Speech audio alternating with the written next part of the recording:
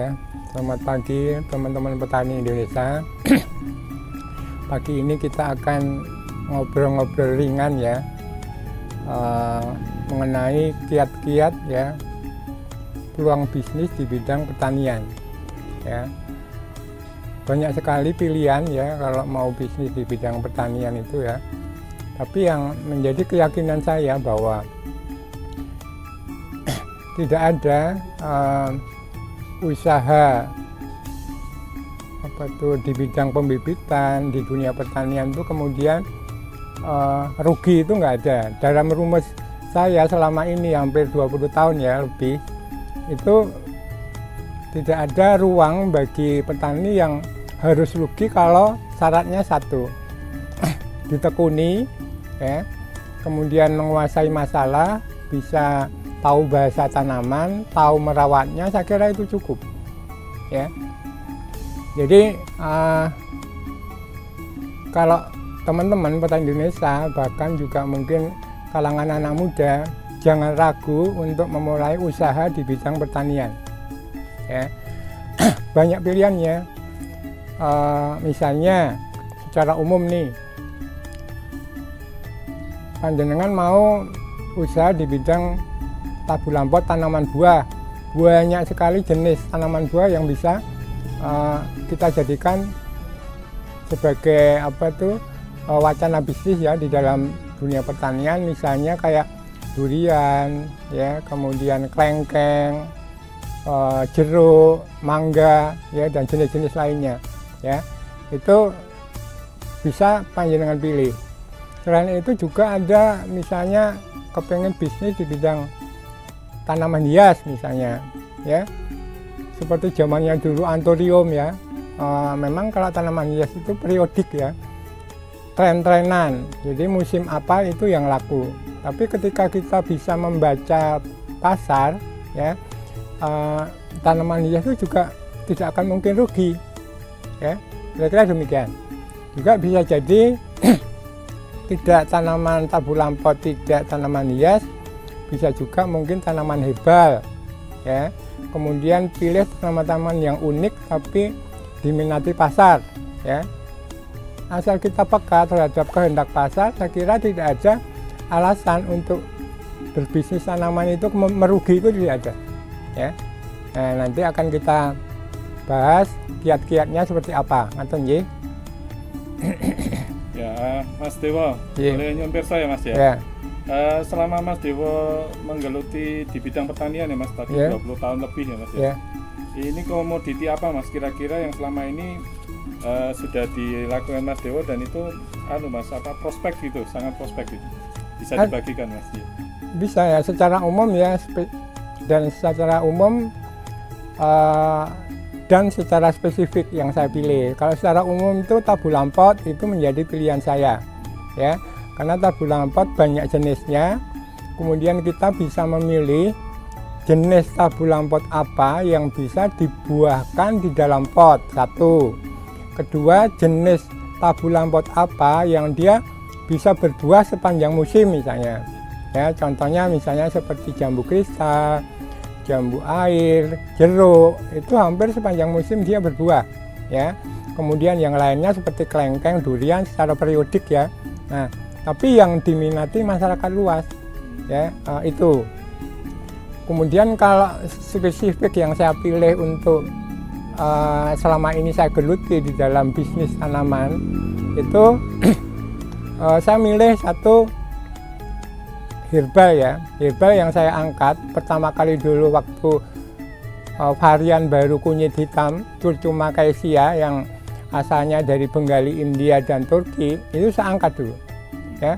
Kemudian saya kembangkan. Ternyata kunyit hitam ini selain dia memang langka, punya khasiat tinggi terhadap pengobatan, dia juga harga bibitnya itu stabil ya, menjangkau kalangan menengah ke atas. Jadi misalnya contoh begini, dari awal dulu saya menjual kunyit hitam, tidak ada bayangan merugi, itu tidak ada. Bahkan ya setiap bulannya saya bisa menjual lebih dari 200 pot bibit kunyit hitam. Padahal satu pot kunyit hitam harganya minimal 300.000. Ya, bisa panjenengan bayangkan jika sebulan ada 200 pot kalikan 300.000 itu sudah sekitar 60 juta, ya kan? Nah itu gaji ngantor apapun kalah dengan itu hanya salah satu komoditas saja. Kemudian saya pilih juga misalnya tanaman sirih merah misalnya, ya sirih merah itu juga sama kali saya getol memperkenalkan kepada khalayak karena gampang dikembangkan dan punya khasiat tinggi terhadap pengobatan, ya bahkan itu saya plasmakan. Jadi ketika saya misalnya bekerja sama dengan plasma, keluar bibit itu ribuan ya. Bahkan selama ini saya bisa menjual kira-kira ya 15.000 bibit sirih merah, dan itu bibitnya dari saya plasmakan, kemudian saya jual secara online ya, atau gedok tular begitu. Satu potnya harganya 50.000 ya. Nah kemudian saya tulislah buku tentang sirih merah. Nah dicetak hampir kira-kira 11 kali cetak ya, itu 40 ribuan ya eksemplar. Itu setiap orang beli buku dia beli sirih merah. Bahkan turunannya itu produk dari sirih merah berupa herbal kapsul itu juga ikut laku ya. Nah sirih merah itu ya kalau hanya menyumbang kira-kira 500 juta aja ada ya. Contoh misalnya begitu. Tapi syaratnya harus ditekuni, kemudian dirawat ya, tahu bahasa tanamannya, kapan dia sakit, kapan dia haus, kapan dia kurang nutrisi. Nah kita harus tahu. Oke. Nyun sewu Mas, nyun Ya. lagi. Khususnya tanaman herbal tadi ya Mas yang Ya. menarik itu kunyit hitam ya. Ya. Apakah butuh perlakuan khusus kaitannya dengan pemupukan, pupuknya apa mungkin bisa dibagikan juga? Oh ya, ya karena kunyit hitam ini herbal ya, saya cenderung memilih merawatnya dengan kompos ya, dengan pupuk kompos. Yang pupuk kompos itu dihasilkan dari dirinya sendiri. Misalnya ketika kita panen rimpangnya, nah rimpang itu kan banyak akarnya yang gumberandul itu ya, anakan akar itu kan banyak. Kemudian daunnya kan pasti dipotong itu. Nah daun sama akarnya itu saya fermentasi menjadi pupuknya kunyit hitam, hingga tidak harus ketergantungan dengan pupuk selain dirinya sendiri ya. Selain hemat, kemudian dia kunyitnya subur dan kualitasnya tidak berubah, tetap KW1. Nah misalnya contoh ini ya, ini kunyit hitam ya, punya ciri khas yang batangnya kemerahan ya, ini batang yang kemerahan ya. Nah ini daunnya itu juga semburat ya, semburat ada kemerahan ya, kemudian bergelombang ini ya, punya gelombang. Nah ini kualitas super ya, kualitas super.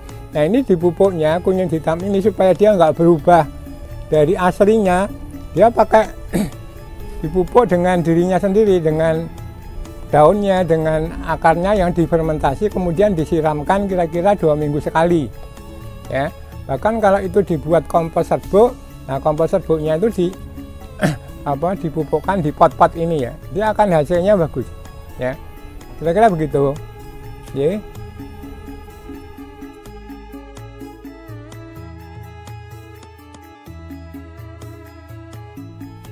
Iya Mas Dewo, selain Ya. dua komoditas yang tadi ya Mas ya, yang Ya. cukup menarik, ada komoditas lain lagi nggak Mas yang pengalamannya bisa diceritakan ke kita? Ada selain herbal yang kita pilih tadi, kunyit hitam dan sirih merah, saya juga milih keunikan tanaman ya, keunikan tanaman yang keunikannya itu akan kemudian menjadi minat tersendiri bagi kolektor ya, yang akan membelinya. Misalnya contoh lombok saru misalnya ya, lombok saru tuh contohnya seperti ini. Oke, ini yang ini bentuknya itu memang mirip-mirip punya panjenengan ya. Ya. Iya, unik Nah, ya. Ada contoh foto-foto yang lain ya, akan nanti bisa dilihat. Nah, Combok Saru itu ternyata banyak sekali peminatnya. Yang peminatnya itu mereka dari menengah ke atas, penasaran kok Lombok kok saru bentuknya seperti apa. Jadi kalau satu pohon itu kemudian yang hijau, kemudian agak oranye, kemudian merah. Jadi ada 3 warna. Yang hijau itu masih muda, yang oranye itu agak setengah tua, kemudian yang tua yang merah. Nah, satu pot itu bisa menghasilkan buah lombok itu sekitar kira-kira ya 30 sampai 40. Nah, kenapa saya tertarik itu? Jadi keunikan Lombok Saru itu, dan itu mendulang rezeki yang luar biasa. Kenapa? Karena saya tidak menjual bibitnya, tapi yang saya jual adalah benihnya. Nah, kalau setiap pot itu kemudian 30, setiap benih itu ada kira-kira 50 biji, berarti 30 kali 50 itu sudah 1.500 biji. Ya. Nah, kalau dijadikan bibit benih gini, ya bisa jadi sekitar 250 saset. Nah, 250 saset, kalau satu sasetnya kita jual 30.000 sudah berapa? Ini tidak membutuhkan ruang yang luas. Saya hanya butuh area 10 kali 10 meter persegi, ya. Kemudian itu saya rawat, kemudian saya panen, saya ambil bijinya. Nah, jualnya ke seluruh Indonesia. Ibu-ibu, mas-mas, bapak-bapak tuh tertarik dengan itu, ya. Dan khusus untuk Lombok Saru ini, hampir setiap hari itu nggak lepas dari 100 saset, ya. 100 saset dengan penjualan online. Bisa di marketplace, ya, bisa di Shopee, kemudian di Topet dan sebagainya, ya. Jadi memang banyak cara bagaimana kita bisa menjual produk kita. Nah, Lombok Saru ini termasuk langka, unik, ya. Nah, panjenengan kalau dengan modal hanya 1 saset aja untuk Lombok Saru, kemudian dikembangkan, dirawat sampai berbuah, kemudian jual bijinya, itu sudah bisa bulan-bulan, ya. Kita menghasilkan tambahan, ya, buat rezeki kita. Nah, kemudian selain itu ada labu botol, ya. Ini gambar labu botol yang bentuknya seperti botol, warnanya hijau, itu merambat, ya. Itu kalau berbuah bergelantungan gitu indah sekali, ya. Nah, itu kolektor labu botol itu kebanyakan dia untuk pajangan, untuk souvenir, ya. Kemudian kalau dibelah bijinya pun juga laku. Nah, kalau labu botol ini secara spesifik kalau dituakan, dia dijual kering, itu satu buah labu botol itu laku 150.000, ya. Nah, padahal kalau punya satu pohon saja dia bisa berbuah antara 30 sampai 50 buah, ya. Nah, tinggal ngalikan berapa punya pohonnya, misalnya begitu, ya. Kira-kira begitu. Yeah.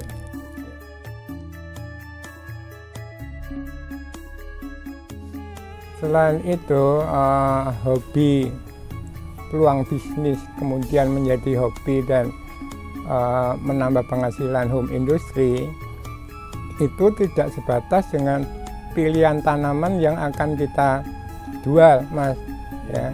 Bisa juga kita kemudian menjual pupuknya, ya. Pupuknya itu bisa berupa, misalnya kita membuat booster untuk tanaman tabu lampot misalnya, kemudian membuat pupuk hama untuk tanaman tabu lampot misalnya.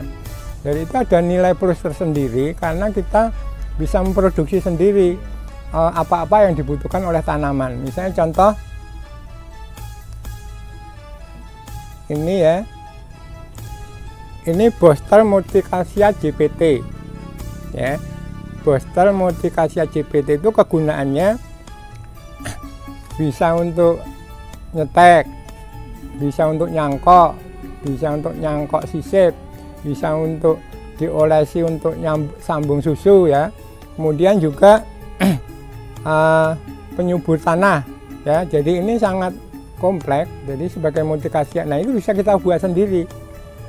Nah, di video-video sebelum ini saya sudah membagikan bagaimana caranya membuat booster Multicasia GPT ya. Nah, monggo nanti dilihat lagi. Nah, misalnya selain untuk booster, misalnya kita buat ini NS Hama ya, NS Hama Tabulampot Natustek. Ini produk generasi terbaru berupa cair ya, kita buat sendiri. Kemudian bagaimana cara membuatnya kemarin sudah kita buka bersama ya, proses pembuatannya NS Hama Tabulampot. Jadi memang terkait ya, berkaitan hobi atau bisnis, peluang bisnis di tanaman, kemudian dikaitkan dengan produk-produk pupuknya ataupun mungkin hamanya. Jadi menyatu. Nah, tidak ada alasan bagi kita yang kreatif, yang selalu berinovasi, untuk kekurangan cara atau kekurangan ide ya, untuk bisa menghasilkan finansial yang cukup buat kita ya. Jadi ini tidak harus pokok, bisa juga sebagai samben. Misalnya panjenengan ngantor punya pekerjaan khusus, kemudian di waktu yang lain panjenengan sudah bisa nyambi bisnis. Nah, khusus untuk produk Natustek generasi baru ya, selain ini ada booster untuk Multicasia GPT, kemudian hama, ada lagi yang booster khusus untuk Tabulampot. Jadi merangsang pembungaan, kemudian mencegah bunga rontok ya, kemudian menyuburkan tanah bagi tanaman Tabulampot ada. Kemudian satu lagi juga ada booster digunakan untuk tambahan nutrisi atau fermentasi bagi pembuatan media tanam cangkok ya. Jadi media tanam cangkok itu kan terbuat dari sekam bakar, kokopit, kemudian kompos. Nah, dicampur dengan cairan booster itu ya, dicampurkan, difermentasi, kemudian hasil medianya itu diwadahi ya. Seperti contoh misalnya ini ya. Nah, itu terbuat dari itu. Nah, teman-teman, setiap pembelian produk kita NS generasi baru, selama persediaan masih ada, itu panjenengan mendapatkan bonus saset ini ya. Isinya ada sirsat madu, kemudian labu botol, kemudian lombok saru, sama melon ya, sama melon golden. Nah, kita akan bahas selain produk ini, setiap pembelian produk ini harganya 70.000 ya. Panjenengan dapat free melon golden super ya. Melon golden super free, ini harganya 35.000. Ini harganya 70.000. Sama dengan ini ya. Nah, kalau panjenengan beli ini selama persediaan masih ada, panjenengan dapat free ini selama persediaan masih ada. Tapi kalau panjenengan tidak membutuhkan produk kami, tapi hanya membutuhkan benihnya, ini harganya 35.000 ya. 35 free ongkir ya. Nah, saya akan ceritakan peluang bisnis melon golden super. Oke. Ini buahnya banyak sekali. Ya. Bisa sistem dikebunkan, bisa sistem dengan para seperti kita nanam anggur, ya. Bisa dibuat Tabulampot juga. Nah, teman-teman, ini supaya menggugah semangat kita untuk petani seluruh Indonesia. Ini hanya salah satu contoh aja. Jika kita punya kemauan ya untuk menggeluti suatu usaha, contohnya ialah melon golden super. Nah, melon golden super itu di pasaran banyak sekali peminatnya. rasanya kenyal, seger. Kalau panjenengan sering beli buah pir ya, mirip-mirip buah pir itu, dan dia awet, tidak gampang bernyek ya. Nah, bobotnya setiap buah itu bisa mencapai 2 kilo sampai 2,3 kilo ya. Nah, seperti apa peluang bisnisnya ya? Sebentar lagi kita bahas ya.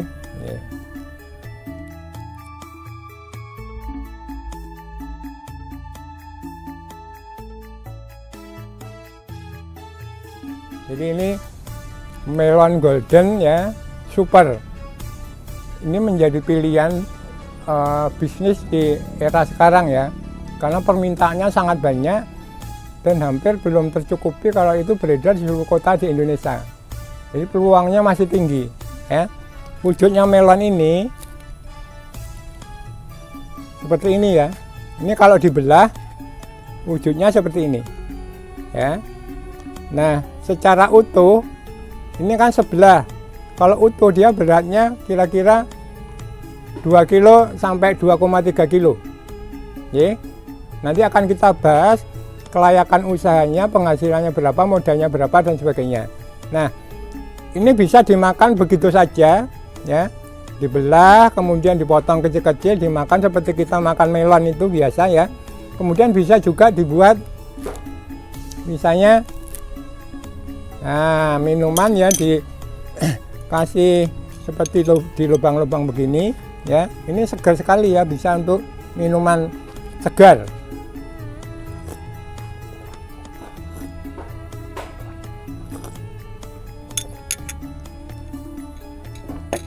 Ya. Saya ulang teman-teman petani Indonesia bahwa peluang bisnis melon golden super terus terang ini sangat menjanjikan ya, sangat menjanjikan karena prospeknya luar biasa ya dari segi hasilnya. Kita nggak usah mulai dari lahan yang hektar-hektaran, nggak usah, kita mulai dari 100 meter persegi aja. 100 meter persegi lahan yang panjenengan punya, kebanyakan punya lah petani ya, 100 meter persegi itu 10 meter kali 10 meter. Nah, 100 meter persegi itu bisa ditanami sekitar 36 pohon, jaraknya 2 meter. 36 pohon itu kalau dikalikan dengan berapa buah yang dia akan dihasilkan oleh satu pohon per satu pohon ya, itu bisa antara 4 minimal ya, 4 sampai 5 buah setiap pohon ya yang dihasilkan oleh pohon melon ya. Nah, kalau dikalikan 30 pohon saja, 30 kali 5 itu sudah 150 buah. Jadi 150 buah melon per 100 meter persegi. Nah, satu buah melon itu beratnya bisa sampai 2 kilo sampai 2,3 kilo. Nah, kalau dihitung semua jumlah kiloannya per 100 meter persegi itu bisa menghasilkan 320 kilo. Coba panjenengan bayangkan 320 kilo per 100 meter persegi. Nah, tinggal di harga petani itu berapa? Misalnya di harga petani minimal 17,5 sampai 20.000 ya. Itu kalau udah di supermarket sudah lebih ya, udah 35 ribuan. Nah, kita ambil 20.000 aja tengah-tengah ya. Itu 20.000 kali 300 kilo itu sudah 6 juta. Per 100 meter persegi itu 6 juta. Dalam tempo 2,5 bulan. Dari mulai nanam benih bibit kira-kira 15 cm sampai dia panen itu dibutuhkan 2,5 bulan. Ya. 2 sampai 2,5 bulan itu sudah bisa panen. Ya. Nah, kalau 300 kilo per 100 meter persegi itu sudah ketemu tadi 6 juta. Biaya operasionalnya modalnya 1 juta lah. Ini benar-benar sangat menjanjikan dibanding dengan kalau kita nanam buah lain. Misalnya jagung ya kan, dan lain-lain ya. Panjenengan bisa nanti menghitung kalau ditanam jagung berapa, tanam melon berapa. Ya. Karena di pasaran melon Golden Super itu masih langka. Apalagi untuk memenuhi semua kota di Indonesia. Kota-kota besar, supermarket ribuan kan. Jadi peluangnya masih sangat tinggi. Oke. Nah, kemudian kalau itu 100 meter persegi, kalau 1000 meter persegi tinggal mengalihkan 5 juta kali 10 sudah 50 juta per 2,5 bulan per 1000 meter persegi. Nah, setiap bulannya kan sudah 25 juta, melebihi gaji karyawan bahkan direktur ya, 25 juta itu.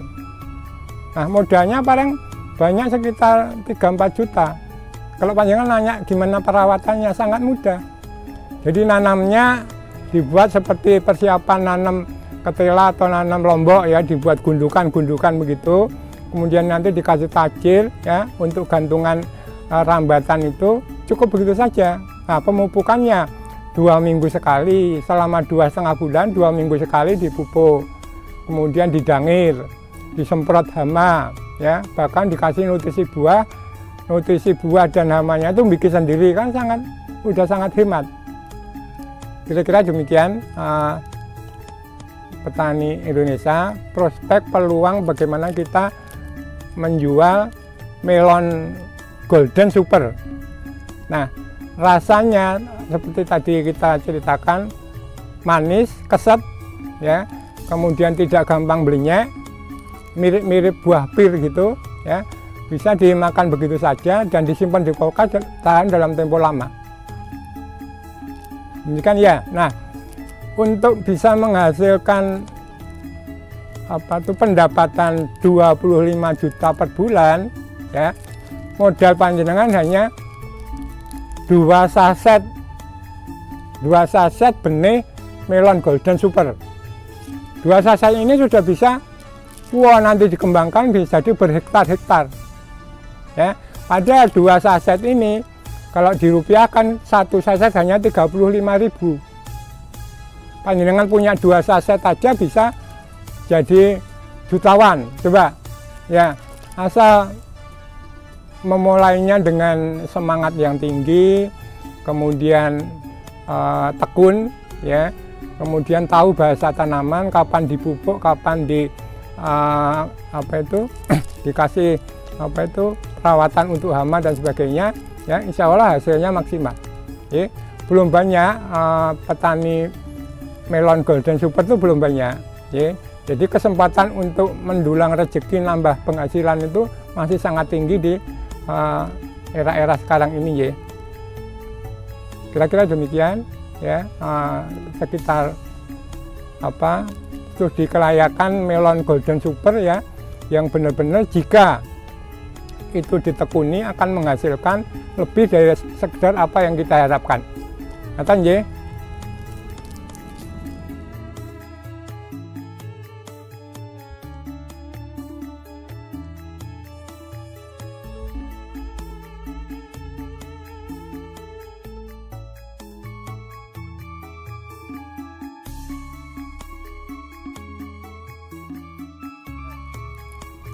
Seperti kunyit hitam ini ya, kunyit hitam ini kalau 1 pot kemudian menjadi 300.000, setiap bulan bisa menjual 200 pot. Nah, 200 kali 300 itu sudah 60 juta, itu minimal. Kalau lebih dari 200 berarti lebih dari 60 juta. Nah, syaratnya apa? Menggelutinya dengan serius, perhatian, tahu bahasa tanamannya, tahu pemupukannya ya, dan ulet. Kira-kira demikian. Pasti kemudian panjenengan tanya gimana cara jualnya. Nah, sebentar lagi akan kita bahas gimana cara menjualnya. Jadi ada trik-trik khusus.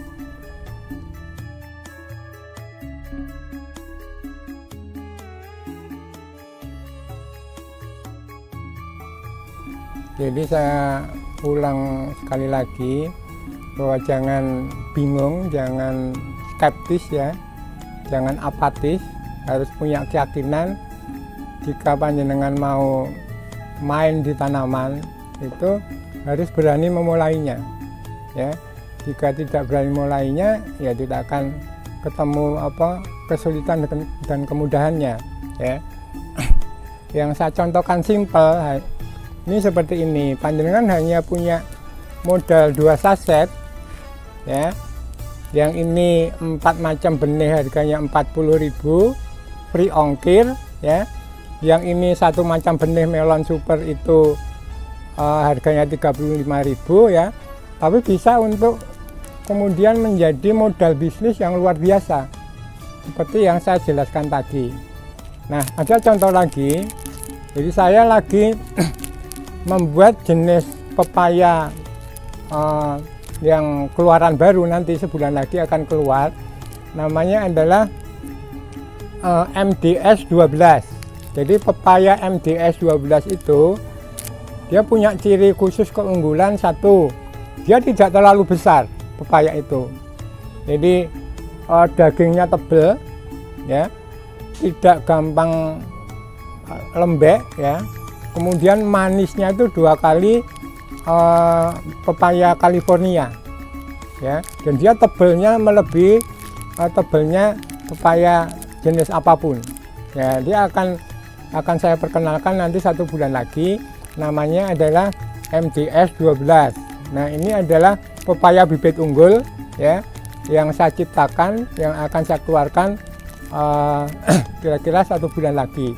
Bahkan sekarang ini sudah banyak yang inden ya, jadi inden bibitnya maupun inden bijinya. Tapi memang ini belum ada beredar di luar ya, baru saya yang nanti akan mengeluarkan pepaya MDS 12 itu ya, saya kira begitu. Kemudian tadi saya janjikan seperti apa proses upaya di dalam memasarkan produk-produk pertanian kita ya. Teman-teman petani Indonesia, kita tidak perlu bingung ya. Pertama syaratnya adalah mutu produk kita ya. Kalau mutu produk kita, kemudian kita yakin menjualnya dengan aman sampai tujuan dan itu kemudian menjadi modal kita, kepercayaan kepada konsumen, itu akan bergaung, akan bertahan lama. Tapi kalau produk yang kita jual itu kualitasnya tidak bagus sampai konsumen kecewa, nah itu akan menimbulkan kemunduran di dalam bisnis usaha kita. Jadi juallah produk pertanian yang punya kualitas unggul, punya kualitas bibit yang bagus ya, yang bisa dipertanggungjawabkan di pasaran ya. Kemudian dengan cara apa menjualnya? Satu, kita perkenalkan dengan grup-grup ya, komunitas kita. Di komunitas kita kan banyak grup-grup WA dan sebagainya. Satu, kemudian pelanggan-pelanggan kita sebelumnya ya diberikan pemahaman tentang produk baru yang akan kita keluarkan. Kemudian kalaupun misalnya panjenengan belum punya langganan, bisa memulai dengan penjualan online ya, apakah itu di marketplace ya, kemudian Shopee, Tokopedia, Lazada dan sebagainya. Sekarang banyak sekali yang bisa dijual di media sosial ya. Saya kira dengan perkembangan teknologi yang canggih ya, memudahkan kita ya untuk bisa memperkenalkan produk kita, asal satu produk kita itu punya kualitas. Kalau produk kita hanya sama dengan produk-produk orang lain yang standarnya standar normal, nggak ada keunggulannya, susah kita bersaing. Nah, untuk bisa bersaing kita harus menyuburkan tanaman kita lebih unggul 1-2 step daripada punya orang lain. Selain itu juga harus kreatif ya, bisa membaca pasar, kira-kira apa yang dibutuhkan dan diminati pasar, tidak monoton aja ya, kira-kira demikian. Kemudian bisa juga panjenengan setelah laku barang produk panjenengan itu kemudian bisa dipromosikan dengan cara berbayar ya, apakah itu di Instagram, kemudian Facebook ya, kemudian di media-media lain. Saya kira itu ya, teman-teman petani Indonesia. Sekali lagi, banyak jalan, banyak cara ya untuk bisa kita menambah penghasilan kita secara tidak terlalu sulit ya, asal satu yaitu kejujuran, kemudian kualitas produk, kemudian mau berbagi ya terhadap semua orang tentang bagaimana proses pembuatan menciptakan produk-produk unggulan daripada tanaman-tanaman yang kita jual ya di pasaran. Apakah itu mulai dari tabu lampot, kemudian tanaman hias, tanaman sayuran bahkan ya, kemudian bergerak ke home industry misalnya di herbalnya, kemudian di pupuk cairnya atau pupuk padatnya dan sebagainya, itu monggo saja ya. Kira-kira demikian petani Indonesia. Mudah-mudahan ini bermanfaat buat panjenengan. Salam semangat petani Indonesia.